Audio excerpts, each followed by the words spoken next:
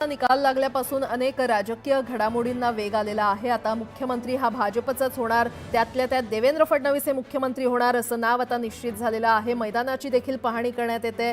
खरं तर या सगळ्या महत्त्वाच्या बातम्या आपण अशाच पाहत राहणार आहोत पुढच्या बुलेटिनमध्ये देखील। आता पुढच्या बुलेटिनमध्ये वळण्याआधी आपण एक नजर टाकूयात महत्त्वाच्या बातम्यांवर। महत्त्वाच्या बातम्या प्रायोजक घरकुल मसाले, स्वाद आणि मायेचा खमंग मेळ।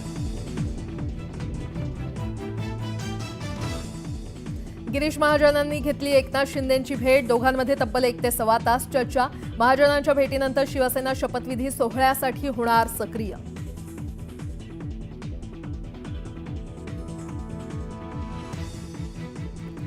देवेंद्र फडणवीस होणार महाराष्ट्राचे मुख्यमंत्री, भाजपच्या हायकमांडची मान्यता, सूत्रांची माहिती। दिल्लीत अजित पवारांच्या उपस्थितीत राष्ट्रवादीच्या ज्येष्ठ नेत्यांची बैठक, शपथविधीपूर्वी राष्ट्रवादीची भूमिका निश्चित करण्यासंदर्भात चर्चा।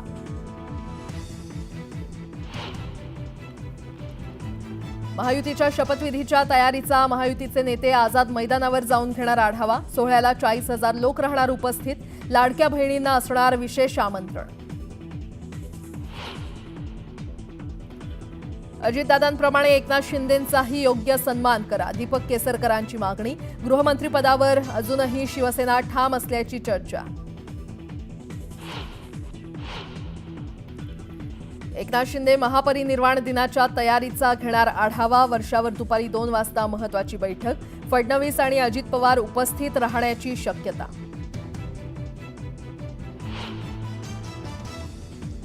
ईव्हीएम विरोधात आज मार्कडवाडीच्या गावकऱ्यांचं मतदान, बॅलेट पेपरवर होणार मतदान, गावात जमावबंदीचे आदेश लागू।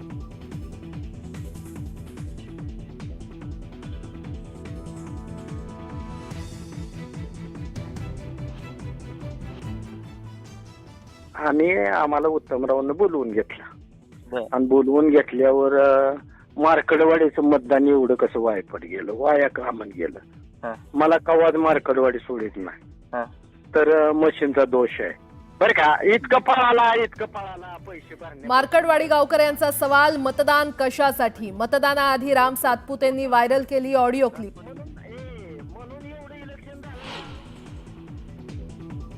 आणि ईव्हीएम विरोधात वंचित बहुजन आघाडी आक्रमक, आजपासून 16 डिसेंबरपर्यंत राज्यभर राबवणार स्वाक्षरी मोहीम, जनतेला सहभागी होण्याचं आंबेडकरांचं आवाहन।